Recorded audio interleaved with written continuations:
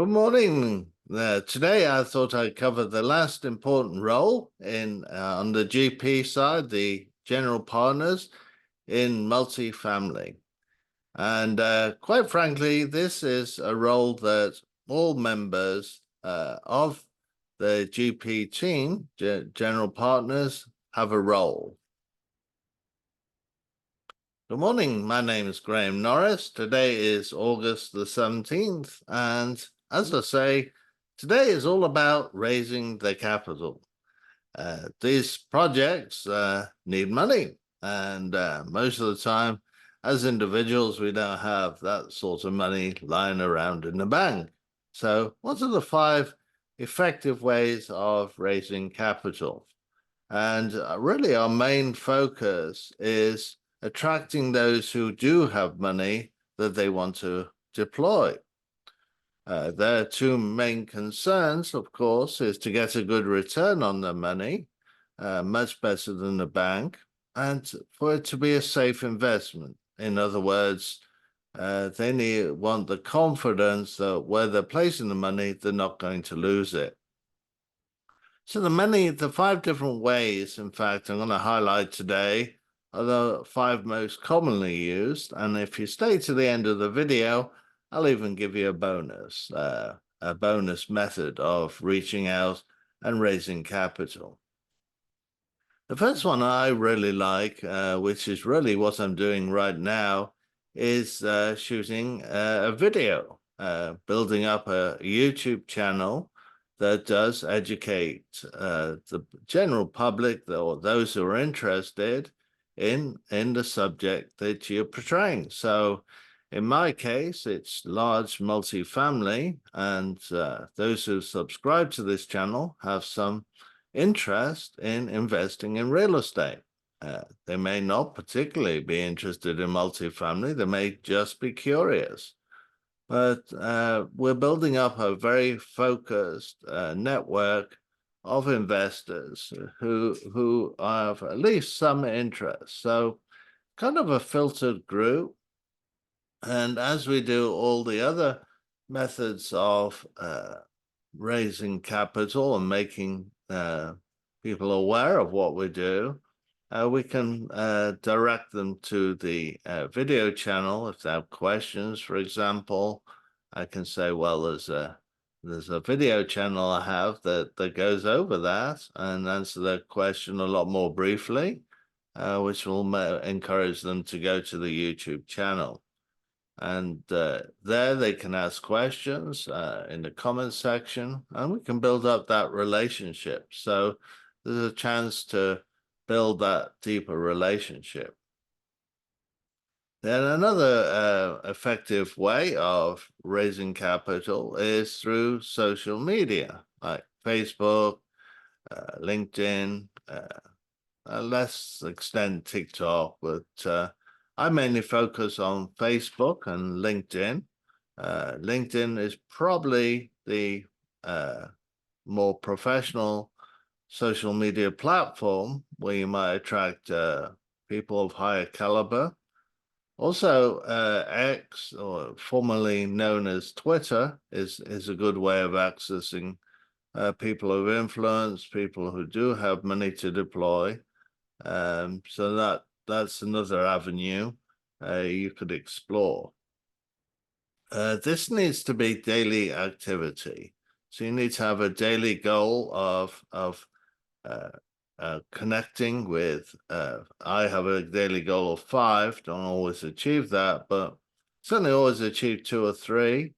2 or 3 is probably a good one, because you're not just making a friend request, you're actually engaging with them, getting them to respond. And even more than that, what I do is get them to book an appointment with me. I use calendly.com / Graham Norris, and I'll put that link in below if you would like an appointment with me. And when they book an appointment with me, I've got a short little video that explains who I am and the background. And the idea of that is to save time on the call. They get an idea of whether they do want to go through with the appointment. And then the appointment's about 15 minutes, keeping it short. Important to that they know you're a busy man and that you have a full appointment. That call is on Zoom and it's recorded. I've put some of my calls on my YouTube channel so others can see what those interviews are like. Gives me a chance to get to know them and they feel connected. I can talk about my my YouTube channel, of course, and where I am and social media, how they can reach me, and that I'm approachable. And that leads me into what I also promote on those calls is my book. It's a good idea to write a book.